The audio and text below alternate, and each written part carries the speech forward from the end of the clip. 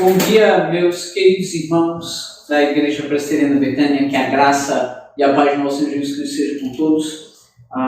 Deus nos dá a graça de nos ajuntarmos, ainda que desse modo, por mídia digital, para estudarmos um pouco a palavra do Senhor. Como eu falei semana passada, hoje nós iniciamos uma série de estudos voltada para esse período que nós vivemos aqui com a situação do novo coronavírus, do Covid-19, essa coisa toda.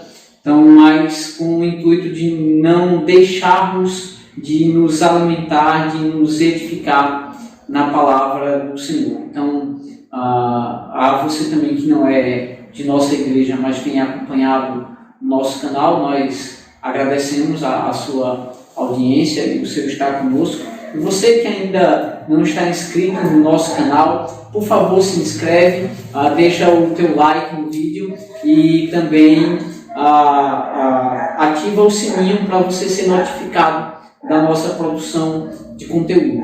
Hoje nós vamos fazer um estudo um pouquinho diferente. Hoje nós vamos iniciar a exposição sequenciada do livro do profeta Abacuque, um livro curto de apenas 3 capítulos. Eu vou fazer praticamente parte por parte, sessão por sessão. Hoje nós vamos meditar em Abacuque, capítulo 1, do versículo 1 até o versículo 11. Eu vou usar aqui como recurso visual, você vai encontrar o texto sendo devidamente esquematizado no programa Logos, um software de estudo bíblico chamado Logos, que auxilia tanto na exegese quanto na apresentação da aula em si. Antes de nós iniciarmos e passarmos a leitura, eu queria que juntos nós fizéssemos uma oração. Oremos ao Senhor. Senhor nosso Deus, nós humildemente nos prostramos ante a Tua Santa Presença, gratos porque Tu és bom, a Tua misericórdia dura para sempre, de geração em geração a Tua fidelidade. Nós te pedimos, Senhor, que o Senhor seja servido nos livrar desta situação com este vírus, fazer com que ele não alcance as nossas casas, mas muito mais do que isso, Senhor. Nós te suplicamos a cura para aqueles que estão por ele infectados, o consolo às famílias daqueles que foram vitimados por esse vírus. Mas nós te suplicamos que tão logo nós tenhamos a nossa vida trazida à normalidade e possamos tão logo nos ajuntarmos para adorar ao Senhor em espírito e em verdade. Isso é o que nós pedimos, suplicando que o Senhor também nos conduza em fidelidade na exposição da Tua Sagrada Escritura e que a Tua Palavra encontre guarida nos corações dos nossos ouvintes e que eles possam tornar-se praticantes das Tuas verdades para a glória do Teu nome. Isso é o que nós pedimos, humildes, em nome de Jesus. Amém. Meus queridos irmãos, então eu quero levar você, por favor, abre a Bíblia que você tiver à sua disposição no livro do profeta Abacuque, no capítulo 1, e eu farei a leitura dos versos de 1 a 11. Abacuque, capítulo 1, do verso 1 ao verso 11. A Escritura, então, nos diz o seguinte: sentença revelada ao profeta Abacuque. Até quando, Senhor, clamarei eu, e tu não me escutarás? Gritar-te-ei violência, e não salvarás? Porque me mostras a iniquidade e me fazes ver a opressão? Pois a destruição e violência estão diante de mim. Há contendas e o litígio se suscita. Por esta causa a lei se afrouxa e a justiça nunca se manifesta, porque o perverso cerca o justo, a justiça é torcida.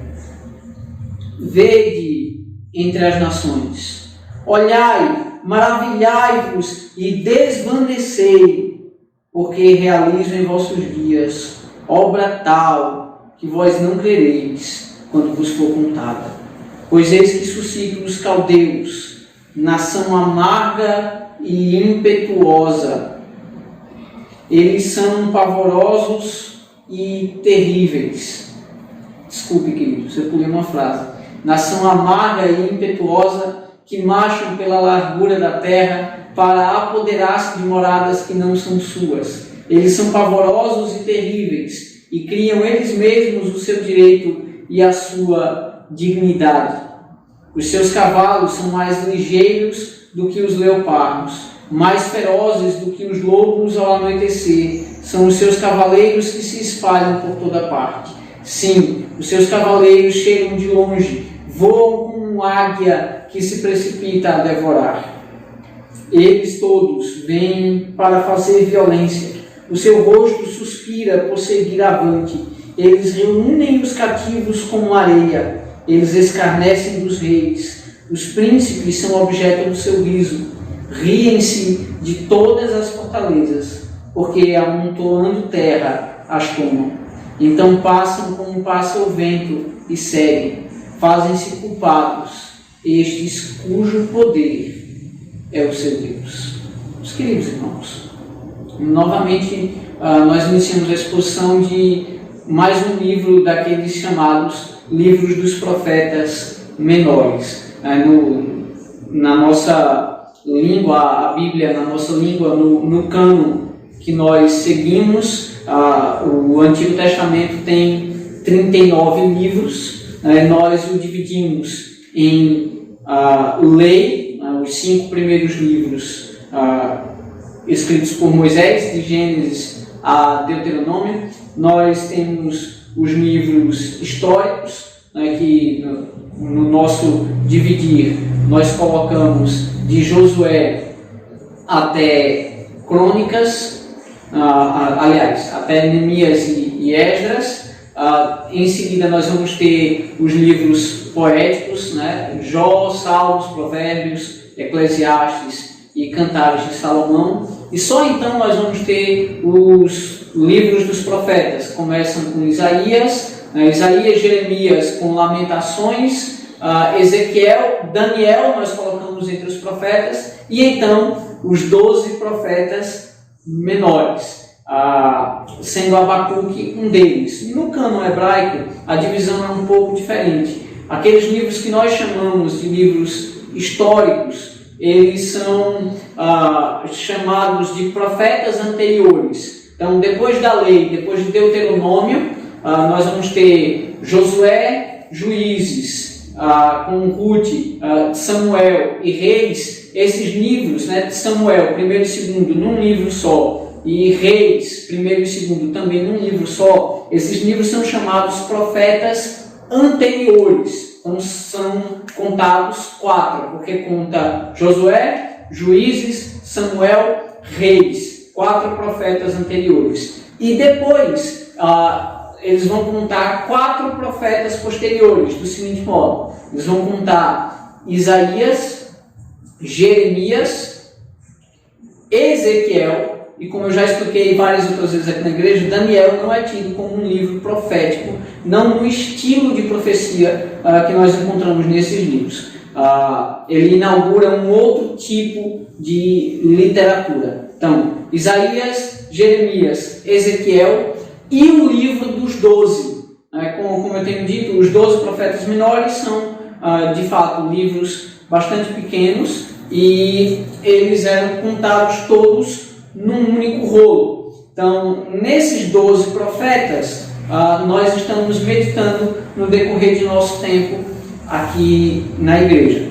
Nós já passamos pelo livro do profeta Joel, nós já passamos pelo livro do profeta Malaquias, pelo livro de Sofonias, e chegamos aqui, passamos pelo livro do profeta Oséias, e chegamos aqui no livro do profeta Abacuque.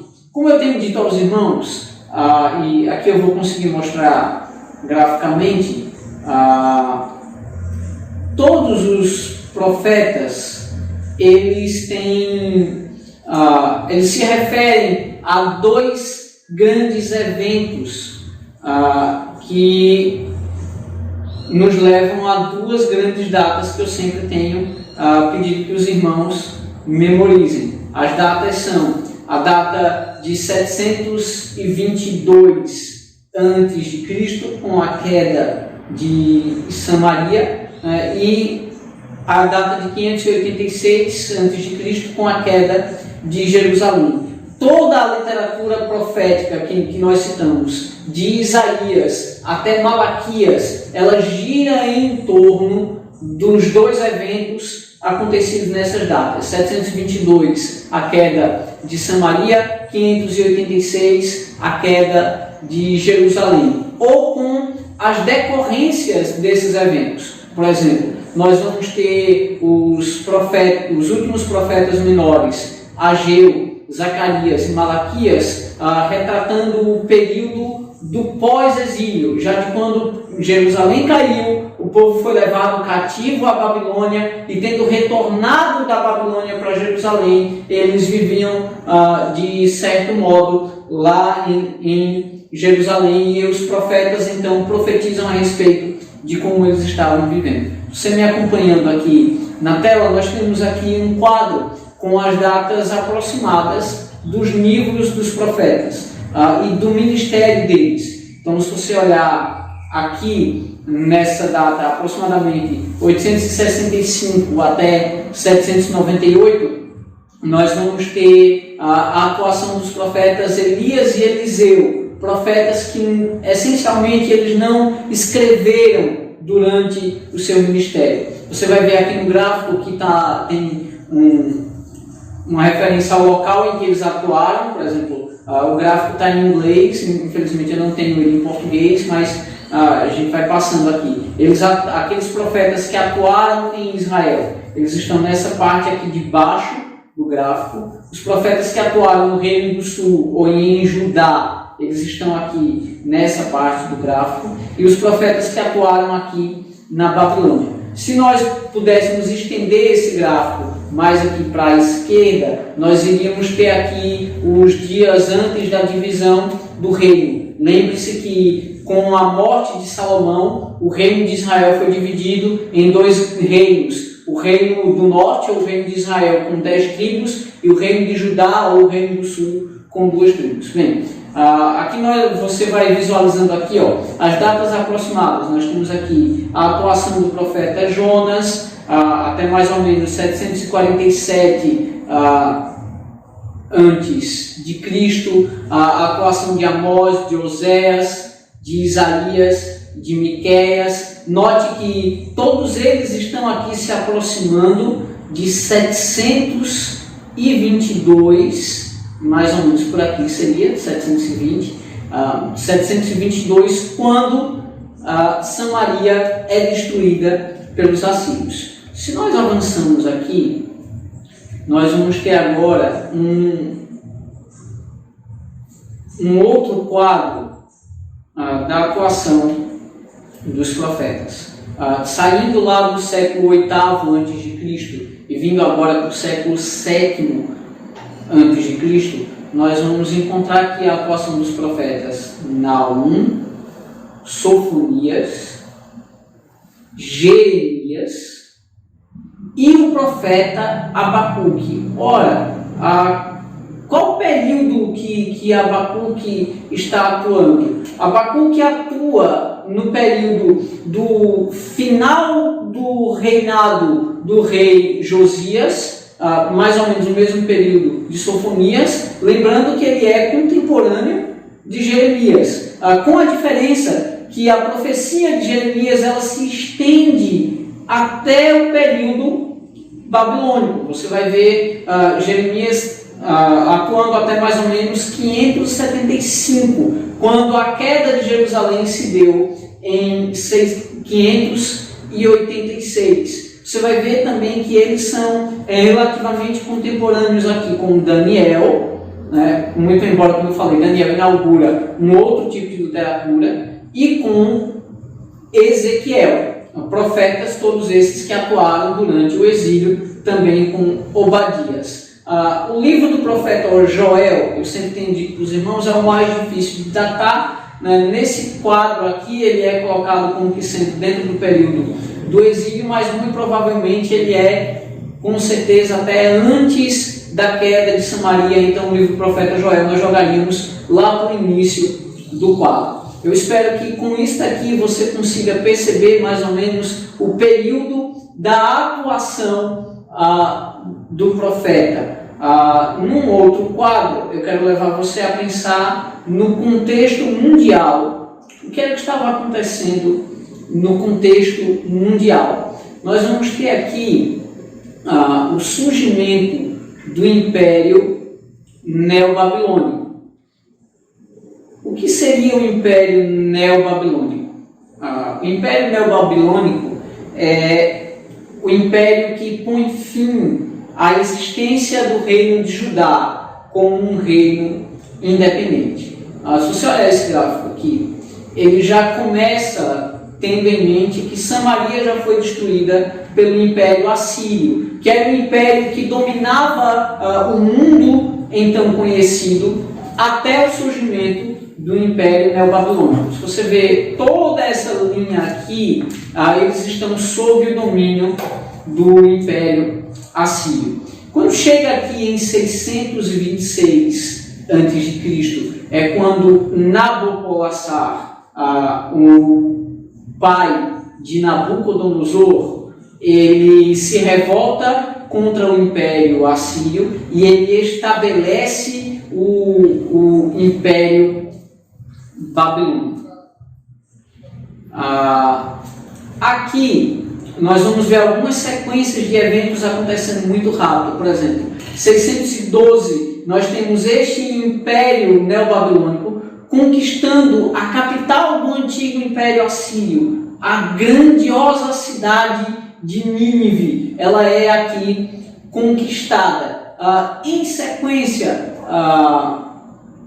alguns anos depois, 7 anos depois, 605, Nabucodonosor torna-se rei. Nesse mesmo ano, 605, Nabucodonosor derrota o rei Jeoaquim, rei de Judá, e torna Jeoaquim um dos seus vassalos. Alguns anos depois, Jeoaquim se revolta contra Nabucodonosor e Nabucodonosor tem uma derrota numa invasão ao Egito. Aqui está o texto que você pode ler sobre isso, 2 Reis, capítulo 24, versículo 1. Avançando aqui, nessa parte de baixo, nós vamos encontrar aqui o início da profecia do profeta Ezequiel. Nós vamos encontrar aqui 586 os eventos da queda de Jerusalém, quando Jerusalém é finalmente cercada por Nabucodonosor, desde 589 até quando ela finalmente cai em 586 a.C. Então, por que é que eu estou passando todos esses dados históricos aqui para você? O meu intuito é que você tenha ideia e ciência do contexto que está sendo vivido na época em que atua o profeta Abacuque. Rapidamente, quero que você relembre. Em 722, o reino do norte deixa de existir. A Síria dá cabo do reino do norte. O reino do sul era um reino que vinha passando por humilhações militares. Por exemplo, ele foi cercado por Senaqueribe. Ninguém poderia acreditar que ele sobreviveria ao cerco de Senaqueribe, quando Senaqueribe cercou Jerusalém, mas Deus miraculosamente livrou Jerusalém da queda. E assim esse reino viveu. Mas com o detalhe que, embora eles adorassem ao Senhor externamente, eles viviam uma vida de idolatria velada. eles andavam atrás dos deuses das outras nações. E eles então somente utilizavam-se da religiosidade para com o Senhor, do cumprimento com suas obrigações culticas no templo, simplesmente no intuito de dizer: o templo em que habita o nome do Senhor está entre nós, nada jamais nos acontecerá. Os profetas então se levantam, avisando esse povo de que o Senhor o julgaria, de que o Senhor traria um juízo sobre eles por conta de sua idolatria, porque eles estavam quebrando a aliança. Nós vamos ler aqui diversas referências ao texto de Deuteronômio 28, quando o Senhor fala de que se eles não cumprissem a aliança, eles seriam destruídos, eles seriam levados cativos, e é exatamente o que vai acontecer ainda nos dias do profeta Abacuque. Note bem agora, volte os seus olhos para o texto. Nós temos aqui o texto esquematizado aqui para a nossa análise. Tudo que o texto fala a respeito do profeta está aqui neste versículo 1, que compõe a introdução do livro. Tudo que ele diz é uma sentença revelada ao profeta Abacuque. O termo que é utilizado aqui em hebraico, deixa eu colocar aqui. O termo que é usado aqui em hebraico, ele traz a ideia, essa palavrinha aqui, que foi traduzida como revelada, traz a ideia de algo que Abacuque viu.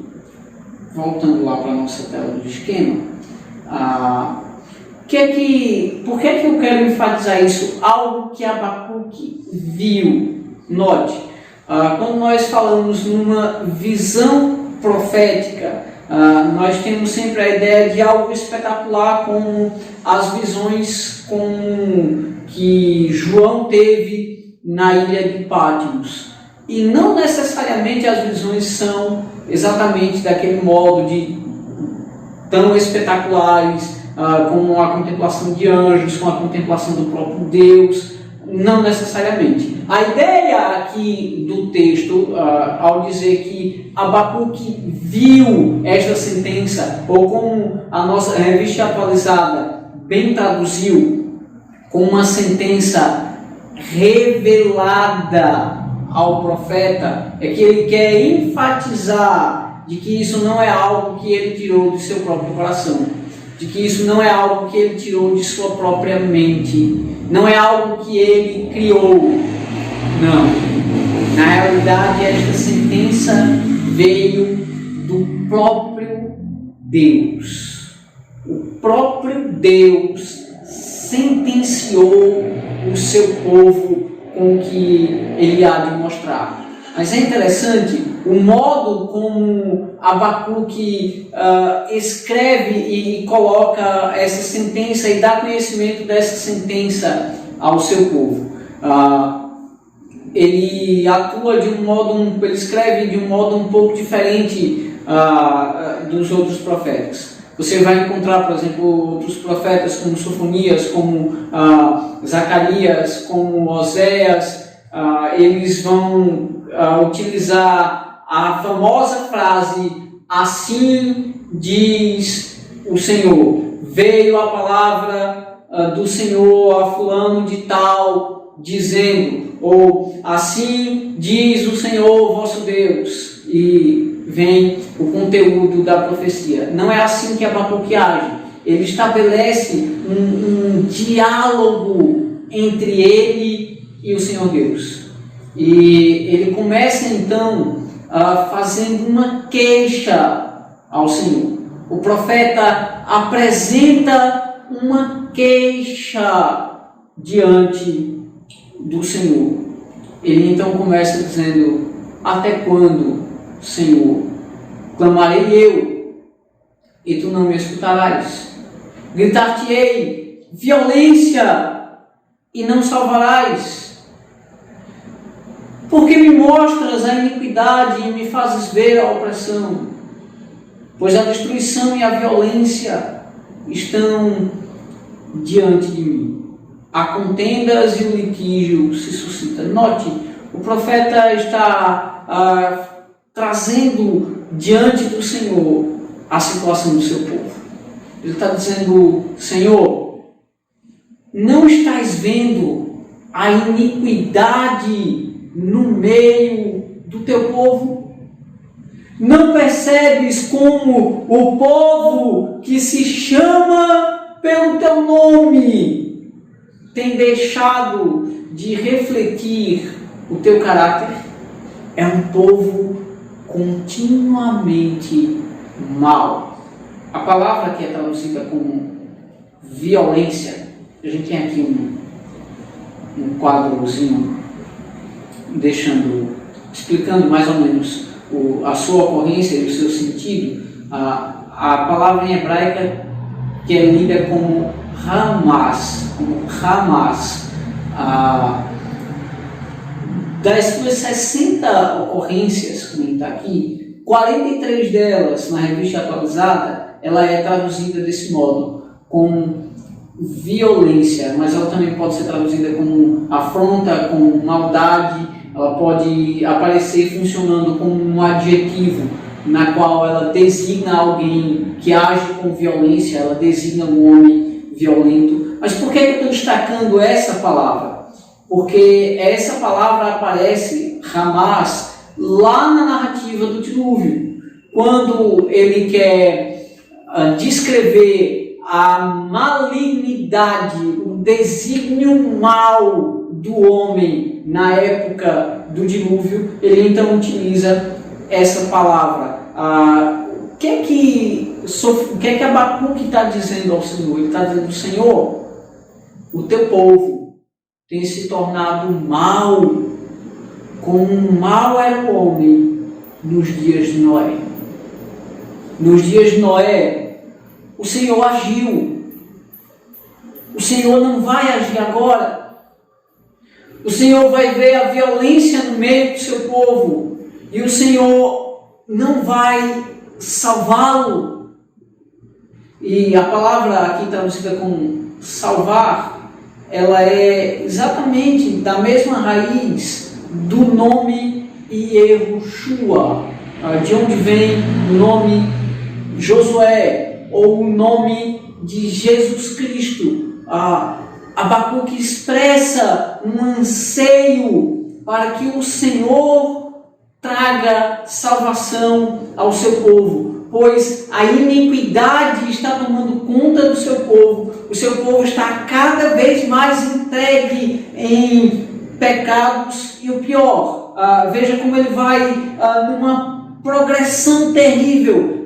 Ele grita: violência e não salvarás, porque me mostras a iniquidade, me fazes ver a opressão, a destruição e a violência estão diante de mim, há contendas e o litígio se suscita. E então ele chega no âmago da questão: por esta causa a lei se afrouxa e a justiça nunca se manifesta, porque o perverso cerca o justo, a justiça é torcida. Note bem, o povo de Israel o povo de Judá tinha a melhor lei disponível à época.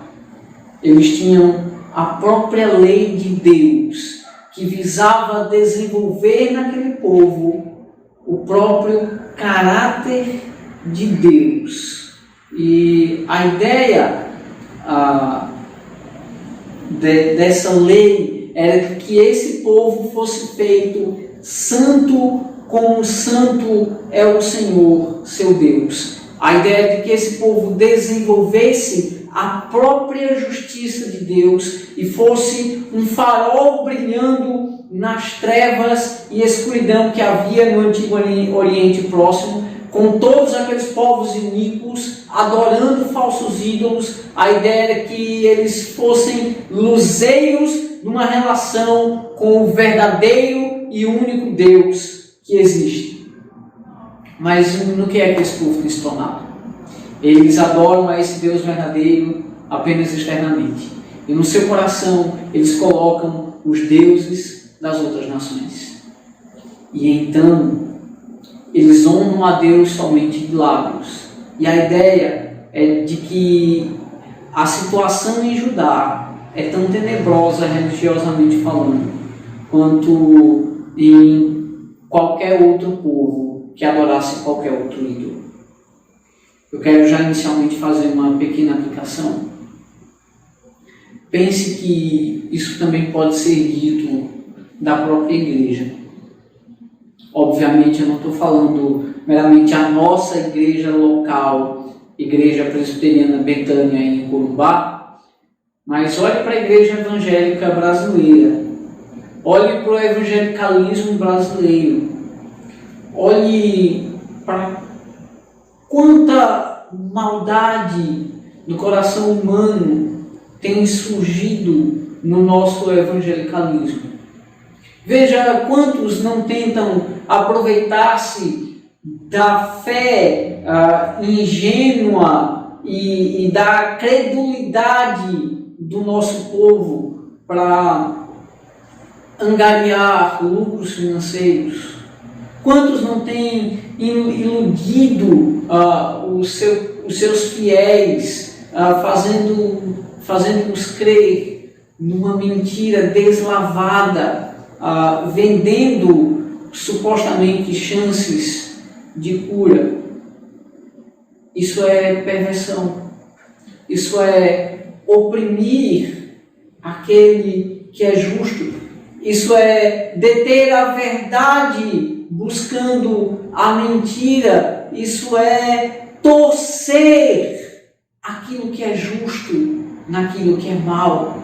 Isso é chamar o que é mal de bem e o que é bem chamar de mal. Às vezes, na nossa própria vida, nós estamos agindo desse modo.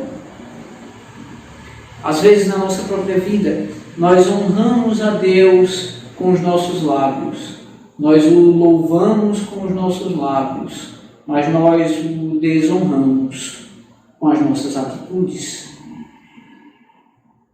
A ideia do texto é de que esse povo, que era chamado pelo nome do Senhor, esse povo tem se distanciado do Senhor. E o profeta então se queixa, dizendo: Senhor, tu não farás justiça? Mas note agora, observe agora a partir do verso 5.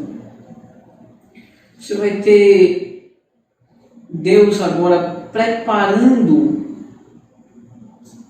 não só o profeta, mas todos os interlocutores dos quais ele parecia atuar como um porta-voz, dialogando com Deus.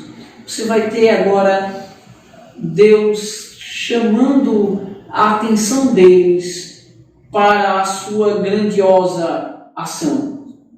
Ele então diz assim, ele usa 4 imperativos para chamar a atenção do profeta e do povo. Ele então diz assim: vede entre as nações, olhai, maravilhai-vos e desvanecei.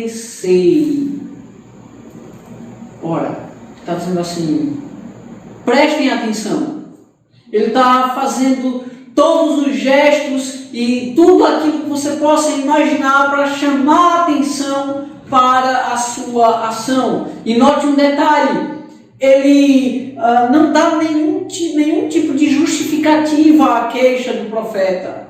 Muito pelo contrário, ele entende a queixa do profeta como algo justo. A ideia dentro desse diálogo é que Deus silencia a queixa do profeta. É que ele simplesmente reconhece: o meu povo está embebido na violência, tal qual o homem antes do dilúvio. Deus então chama a atenção deles para o que ele vai fazer em relação à situação desse povo. Depois desses 4 imperativos: vede, olhai, maravilhai-vos e desvanecei. Por que tudo isso? Porque Deus realiza uma obra tal que eles não creriam quando ela fosse contada. Mas tem um detalhe: Deus não está falando de um futuro muito distante. Deus está dizendo: eu vou realizar essa obra em vossos dias. E como nós vimos, e eu vou trazer de volta o quadro aqui do profeta, note aqui, de 620 a 600, ao ano 600, mais ou menos, é o período da atuação do profeta Abacuque. Quando a gente vem aqui para o próximo quadro, veja que em 605, Nabucodonosor derrota o rei Jeoaquim, rei de Judá, e o torna seu vassalo. Veja, nos dias ainda do profeta Abacuque, nós temos Nabucodonosor se tornando rei e assumindo o controle do território de Judá, derrotando o exército de Judá e assumindo o controle sobre ele. Alguns anos depois, 586, é que Jerusalém é totalmente destruída, mas desde o ano 605 ela já está sob o controle de Nabucodonosor. Note bem, Deus está anunciando para eles: em vossos dias eu vou fazer algo maravilhoso que vocês não vão crer quando vos for contado. Depois de introduzir, de preparar a sua resposta desse modo, Deus então começa a identificar o seu juízo. Ele começa a identificar o instrumento que ele vai utilizar para julgar o povo de Judá. Que instrumento é esse? Ele então, no versículo 6, ele simplesmente diz o seguinte: pois eis que suscito os caldeus.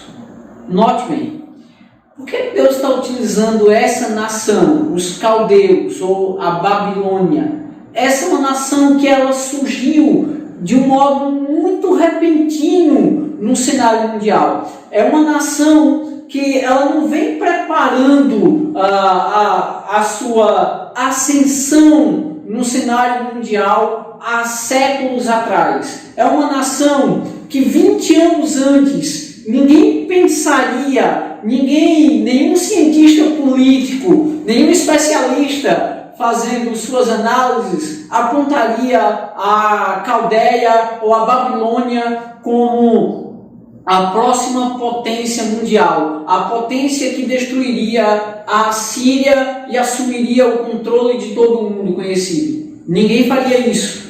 Mas, de um modo repentino, até miraculoso, essa nação se revolta contra o poderoso Império Assírio por meio de Nabopolassar,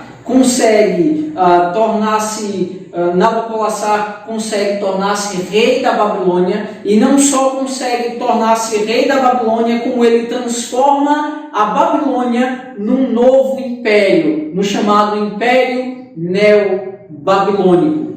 Pois bem, Deus está dizendo que essa nação será o seu instrumento para julgar o seu povo escolhido, o povo da aliança, o povo de Judá. se você avançar a leitura do capítulo 1 de Abacuque, você vai encontrar Abacuque questionando e intercedendo pelo povo de Judá, mas questionando Deus assim: ora, tu és tão puro de olhos que não podes ver o mal, e a opressão não podes contemplar. Por que, pois, toleras os que procedem perfidamente e te calas quando o perverso devora aquele que é mais justo do que ele?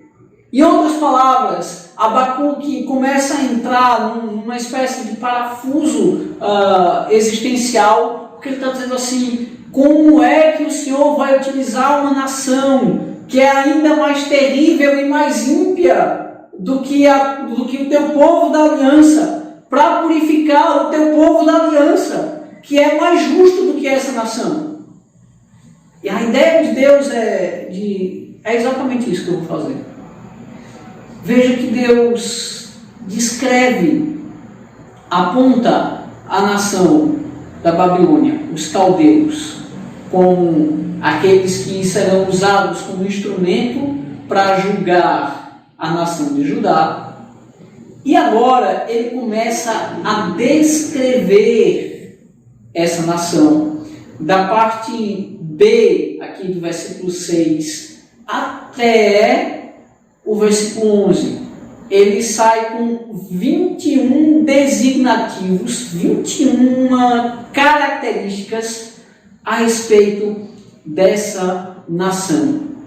Eu não vou aqui detalhadamente expor ou pensar sobre cada um desses 21 designativos, mas eu quero que você perceba como ele começa a criar um quadro de um extremo terror que vai se abater sobre essa nação. Note, ele diz que levanta os caldeus para julgar a nação de Judá, e ele começa a descrever como é a nação dos caldeus. Então ele diz: é uma nação amarga e impetuosa, que marcha pela largura da terra para apoderar-se de moradas que não são suas. Note bem, um pequeno detalhe: isso foi dito do próprio povo de Israel, quando Deus estava tirando Israel do Egito e levando para a terra de Canaã. Deus diz que eles iriam habitar em casas que eles não construíram e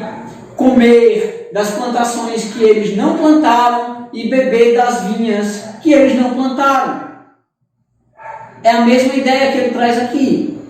Esse povo se apodera de moradas que não são suas. Mas eles não são piedosos na guerra, como os habitantes de Judá deveriam ser pelas próprias leis do Senhor. Eles são pavorosos e terríveis. Eles não têm uma lei a seguir. Eles mesmos criam a sua lei. E eles é que estabelecem o seu padrão de dignidade. Eles utilizam as armas mais terríveis que você possa imaginar. Os seus cavalos são ligeiros como leopardos, ferozes como lobos. Ao anoitecer são os seus cavaleiros. Eles se espalham por toda parte. Eles voam, eles são rápidos como uma águia. Na realidade, essa palavra que aqui é traduzida como águia, ela também pode ser traduzida como abutre, como uma ave de rapina. A ideia é, de fato, como o abutre, que antes que a sua presa venha a morrer, ele já está voando e cercando por cima, só esperando que ela morra, para que ele a coma enquanto ainda está quente, enquanto ainda está fresca. Essa é a ideia que é utilizada aqui, de que esse povo, eles se abatiam sobre os seus inimigos, como um abutre se abate sobre a presa, sobre o animal moribundo que acabou de morrer. Ele se precipita a devorar. eles todos, com não só os seus soldados, mas toda a nação, todos eles vêm para fazer violência. O seu rosto, a sua expressão facial é de alguém que quer sempre seguir avante, continuar destruindo. Note um detalhe agora no final do versículo 9. Eles reúnem os cativos com areia. Note, isso também foi dito do povo de Israel. Isso foi dito ao patriarca da nação de Israel. Isso foi dito a Abraão, a Isaac e a Jacó, que a sua descendência seria como as estrelas no céu e como a areia do mar. E agora está sendo dito que esta nação tão terrível faz seus cativos como areia. Ou seja, os cativos desta nação seriam tão incontáveis quanto a descendência de Israel, que na realidade resume-se agora a apenas 2 das 12 tribos. Essa descendência diminuiu consideravelmente. Eles já não são como a areia do mar. Eles estão agora entre o número dos cativos dos babilônios. Note bem, além disso, eles escarnecem dos reis. Os príncipes são objeto do seu riso. A ideia aqui é de que eles pegavam de fato os reis das nações e eles zombavam. Era comum entre essas nações provocar violações físicas nos reis. Por exemplo, era comum cortar o seu polegar e deixá-los acatar migalhas sob a mesa do rei. E nisso o rei zombava dos reis que ele conquistou. Imagine como você cata migalhas de alimentos sem os polegares, sem poder fazer a pinça com os seus dedos. Pense você, dona de casa, catando o feijão antes de colocá-lo no fogo. Como é que você faria sem utilizar a pinça, sem o polegar? Como você cata o feijão para colocar ele no fogo sem o polegar? Essa era uma das crueldades que eles faziam com os reis dos povos que eles conquistavam, no intuito de ridicularizar deles. Não só isso, até mesmo as fortalezas, que para o povo de Judá era uma de suas confianças. Jerusalém era uma cidade fortificada, era uma fortaleza construída no monte, difícil de ser invadida. Lembre-se que pouco mais de 100 anos antes, o poderoso exército assírio cercou Jerusalém e não obteve êxito. E agora está sendo profetizado que ainda nos dias do profeta, o exército babilônico destruiria Jerusalém. Note bem, essa tradução está um pouco equivocada, porque a ideia que o texto traz aqui no versículo 10 é de que eles riem-se da fortaleza porque eles amontoam terra, e amontoando terra eles as tomam. A ideia aqui é como que eles amontoassem terra ao lado da muralha da cidade fortificada, e com isso eles conseguiam subir até o nível da muralha e então entrar na cidade e destruí-la. Bem, isso é um pouco de um contrassenso, porque se eles fossem cavando para amontoar a terra aqui, os atalaias dos muros matariam muitos dos seus soldados que estavam cavando. Eles não tinham alguma espécie de veículo que transportasse areia e jogasse ao lado da muralha e fizesse com que eles subissem. Qual que é a ideia aqui? Qual que é a ideia desse amontoando terra as tomam? A ideia de que eles passavam pelas fortalezas, marchando sobre elas, tornando-as em pó. Veja que a primeira parte do versículo 11 vai dizer exatamente isso. Eles passam como passa o vento e seguem.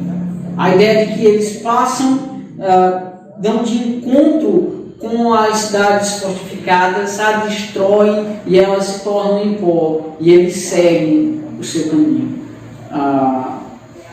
Por fim, o versículo 11 os caracteriza como eles fazem-se culpados,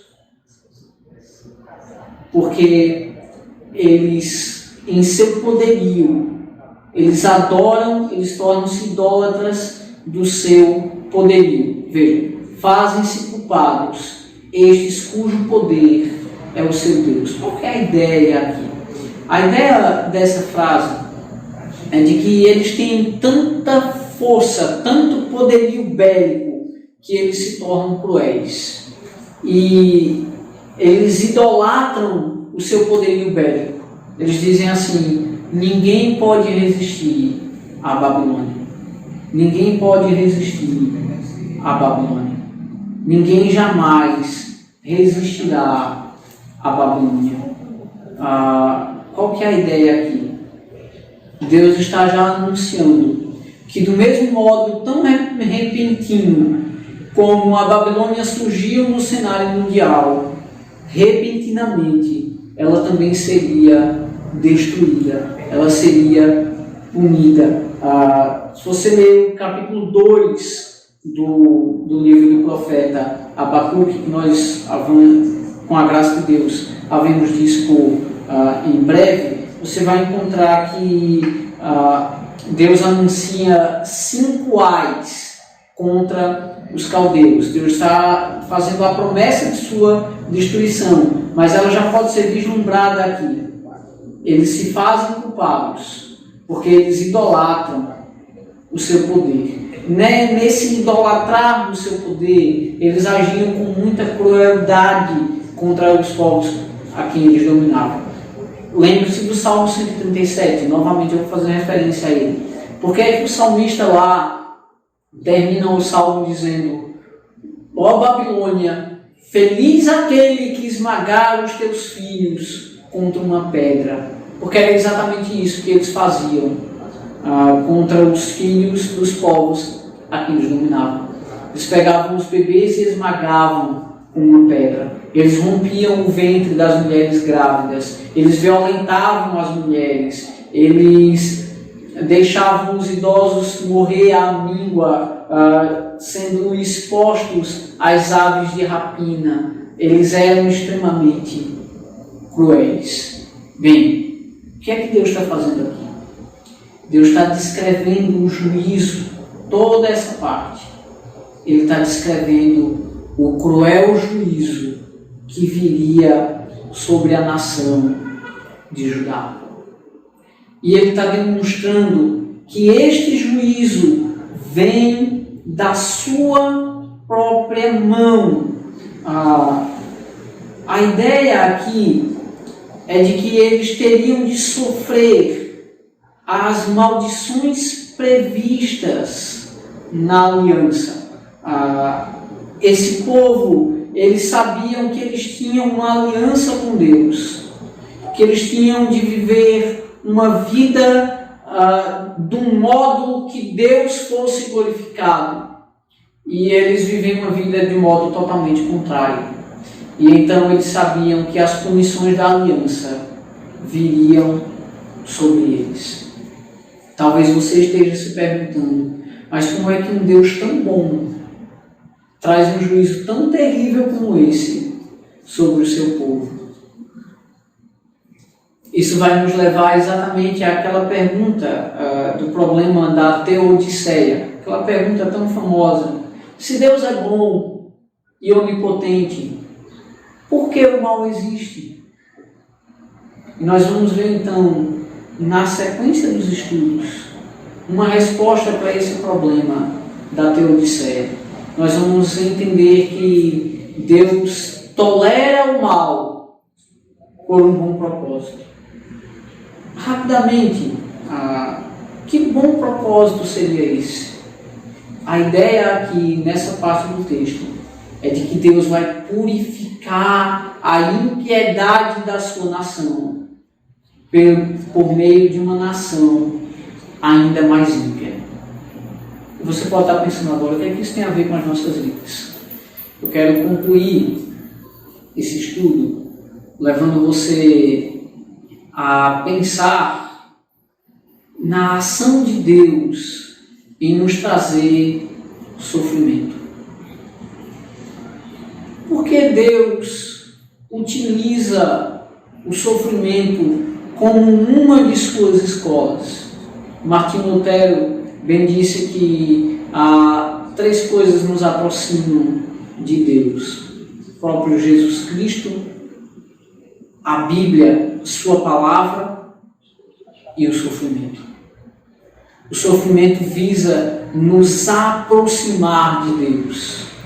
Por meio do sofrimento, Deus visa nos disciplinar, nos tratar como filhos seus amados, para que nos aproximemos dele, para que deixemos de lado os nossos ídolos e para que vivamos a aliança que ele fez conosco. Eu quero que você pense agora na sua vida. Você tem vivido essa aliança com Deus? Você, como igreja, você que gosta até de dizer assim, que a igreja somos nós, a igreja sou eu. Você que talvez até nesse período esteja dizendo assim, qual o problema da gente estar com a igreja fechada, se a igreja sou eu? Muito bem. Você como igreja tem sido sal e luz no mundo? Você tem exibido, por onde quer que você passe, o caráter do povo de Deus, de alguém santo, como santo é o Deus a quem serve? Antes de você propalar aos 4 ventos, a igreja sou eu, sonde o seu caráter, sonde a sua vida, veja onde está o seu prazer, pense se você de fato vive um relacionamento com Deus. Porque se você não vive esse real relacionamento com Deus, se como o povo de Judá, o seu relacionamento é um relacionamento meramente externo, este juízo que aqui é proclamado, ele se abaterá sobre você. Talvez a situação que nós vivemos hoje, neste período que atravessamos, seja este juízo se abatendo sobre a igreja. E agora eu quero que você considere. Você de fato crê em Jesus Cristo? Você de fato o adora em espírito e em verdade? Porque se assim não for sua vida, fatalmente você está caminhando a passos largos para o inferno. Fatalmente você não está ouvindo as advertências do Senhor sobre o seu juízo. E virá o dia em que Ele trará sobre você um juízo que não terá mais a possibilidade do arrependimento.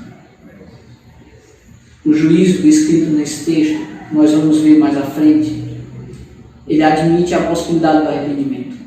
Na realidade, ele está tirando a impureza do seu povo, para que esse povo se torne sua imagem e semelhança. Nós vamos ver mais à frente que na história da redenção, este juízo, ele acontece para demonstrar que esse povo não cumpriria totalmente a aliança que Deus fez. Não cumpriria perfeitamente a aliança que Deus fez com o seu povo. Era necessário que o Salvador viesse e estabelecesse verdadeiramente este pacto. não restrito à nação judaica, mas levando este pacto a todos os povos, tribos, línguas e nações. Para isso, então, ele destrói a nação e ele faz vir o seu rei como o verdadeiro Israel de Deus, aquele com quem ele verdadeiramente fez um pacto, aquele por meio de quem nós somos incluídos nesse pacto e podemos viver uma vida de real relacionamento com ele. De fato, não mais restrito a um templo, mas em espírito e em verdade. Eu quero novamente lembrar você. Não basta dizer, a igreja sou eu. É necessário viver uma vida de adoração ao Senhor, em espírito e em verdade. Uma vida coerente com essa adoração. Uma vida de santidade. Uma vida que reflita o caráter do Deus a quem servimos. Do Deus que disse de nós, eu serei vosso Deus, vós sereis o meu povo. Reflita. De fato, você tem agido como o povo de Deus. Você tem vivido como igreja. Esse é o tempo de sondar os nossos corações. Eu espero que você seja levado a refletir sobre isso. Eu quero então concluir dizendo a você, se você ficou com alguma dúvida, se eu fui rápido demais em alguma parte do texto, que você gostaria de um pouco mais de explicação, deixa a tua dúvida na caixa de comentários aqui do YouTube. Na medida do possível, nós responderemos no próximo vídeo. Eu quero incentivar você a fazer isso, que às vezes sua dúvida pode ser a dúvida de alguém. Então, nos escreve, deixa o seu comentário nas nossas redes sociais e no próximo vídeo, no próximo estudo, nós iniciamos com uma parte em que nós respondemos a essas perguntas. Eu quero, por fim, então, orar com você, finalizando assim o nosso estudo. Oremos ao Senhor. Senhor nosso Deus, por Tua misericórdia e graça, faz-nos conscientes, Senhor, de Tua ação de juízo e de purificação para com o Teu povo. Que realmente nós possamos ser purificados dos nossos pecados. E assim possamos nós viver de modo que o Teu nome seja glorificado. Por Tua misericórdia, Senhor, limpa os nossos corações. Remove tudo aquilo que não Te agrada. E nos faz buscar real arrependimento e viver como verdadeiros discípulos Teus, que Te adoram em espírito e em verdade. Isso é o que nós te pedimos, humildes, em nome de Jesus. Amém. Com a bênção do Senhor, nós estamos então fraternalmente despedidos. Que Deus assim nos abençoe.